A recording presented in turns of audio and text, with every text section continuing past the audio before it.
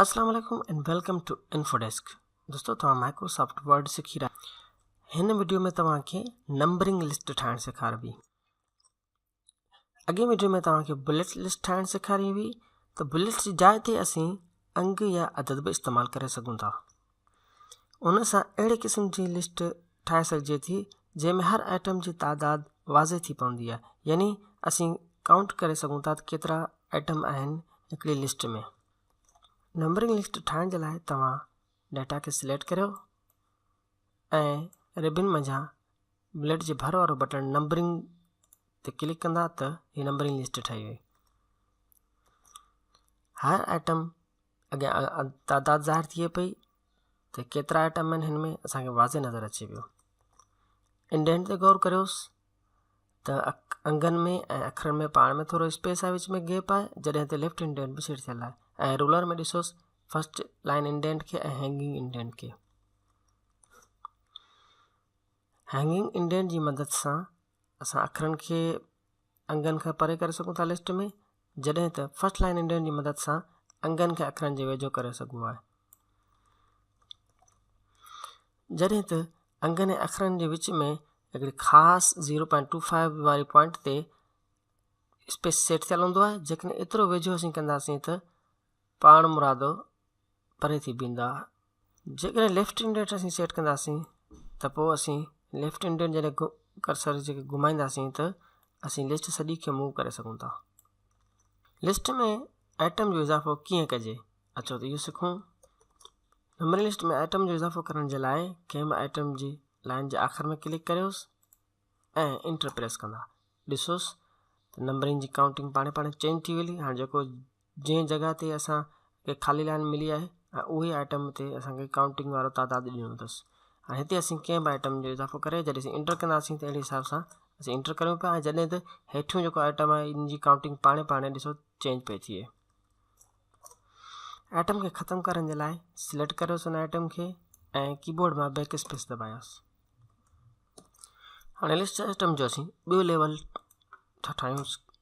उन जे लाइ जॾहिं असां लाइन जे आख़िर में क्लिक कयोसींसि त असांखे ख़ाली लाइन मिली हुई, ऐं जॾहिं इंडेंट जॾहिं असीं इंक्रीज़ कंदासीं त असां नेक्स्ट लेवल ठही वेंदो आहे। नेक्स्ट लेवल में ॾिसोसि नंबरिंग जो फॉर्मेट स्टाइल न चेंज आहे, हुन में 1 2 3 अंगो आहे, जॾहिं त हिन में ABC।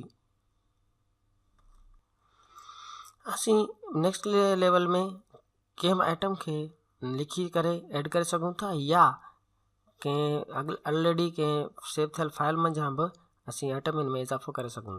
उन लाइ असां ही ॿी फाइल खोले रखी आहे।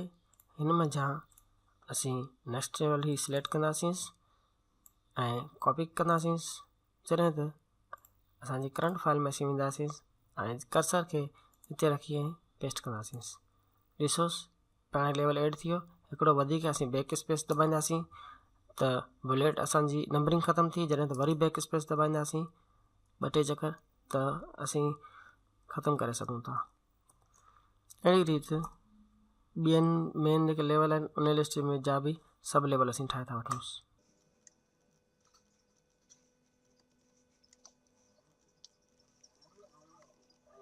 अचो त नंबरिंग लिस्ट जो फॉर्मेट भी चेंज करणु सिखूं। फॉर्मेट स्टाइल चेंज करण जे लाइ नंबरिंग जे भर वारे हिन तीर ते असीं क्लिक कंदासीं। एडवांस ऑप्शन असांजे लाइ साम्हूं खुली वेंदो।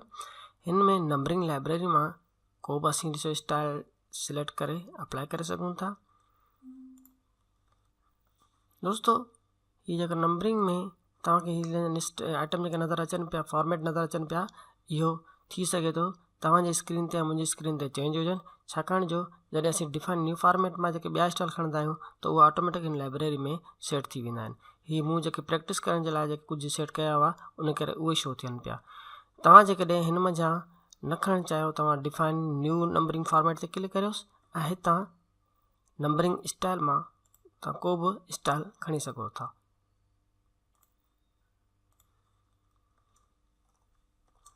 लेकिन यादि रहे त जॾहिं असीं डिफाइन न्यू मंझां जॾहिं असीं नंबर फॉर्मेट खणंदासीं त असांजो जेके सेकेंड लेवल जेके आहिनि उहे उन्हनि जो इंडेंट चेंज थींदो ऐं हिकिड़ी मेन फर्स्ट लेवल हिकिड़े ई लेवल जी लिस्ट असांखे शो थींदी। कंट्रोल Z था करूं।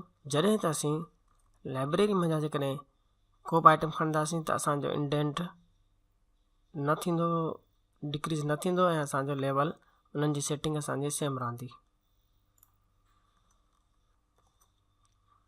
नंबर स्टाइल तव्हां भले चेंज करियोसि। सेकंड लेवल लिस्ट ठाहिण जे लाइ तव्हांखे ॿुधायांसि थो। सपोज असीं ही रोमन असीं खणूं था स्टाइल, ओके था करियूंसि। हाणे असांखे ही सेकंड लेवल ठाहिणो आहे त असीं सेकंड लेवल जे आइटम खे सिलेक्ट कंदासीं ऐं कीबोर्ड मां टैब दबाईंदासीं या रिबन मञा असीं ही टे आइटम रिबन मां असीं इंडेंट खे इंक्रीज़ कंदासीं त असां सेकंड लेवल ठही वेंदो। असीं ही सेकंड लेवल लिस्ट जा बि नंबर फॉर्मेट चेंज करे सघूं था। उन जे लाइ सेकंड लेवल लिस्ट खे सिलेक्ट करेसि, तव्हां डिफाइन न्यू में वञो, हिन मां तव्हां पंहिंजी मर्ज़ी जो जेको स्टाइल चाहियो तव्हां अप्लाई करियोसि, ही ॾिसोसि ऐं ओके था करियोसि त ही असांजो स्टाइल चेंज थी वियो। हर लेवल में तव्हां रहंदे तव्हां उनजी इंडेंट जी सेटिंग वाप तब्दील करे सघो था। मिसाल ही ॾिसोसि, जेकॾहिं सेकंड लेवल तव्हांजो सिलेक्ट कयल आहे ऐं तव्हां हैंगिंग इंडेंट सां तव्हां टेक्स्ट खे परे करे सघो था, जॾहिं तव्हां बुलेट खे बि बुलेट या नंबरिंग खे तव्हां इंडेंटेशन ॾेई सघो था। असां इंडेंट जो फॉर्मेट बि फॉर्मेट पेंटर सां अप्लाई करे सघूं था। जीअं ही ॾिसोसि, हिन में थोरो गैप वधीक आहे ऐं हेठि न आहे त असीं फॉर्मेट पेंटर खां सिलेक्ट कंदे असीं हेठी माते ते लिस्ट ते बि अप्लाई करे सघूं था। फॉर्मेट पेंटर हर क़िस्म जे फॉर्मेट खे ॿिए कंहिं बि जेको सिलेक्टेड आइटम आहे उन ते ॾेई सघे थो उनखे स्टाइल।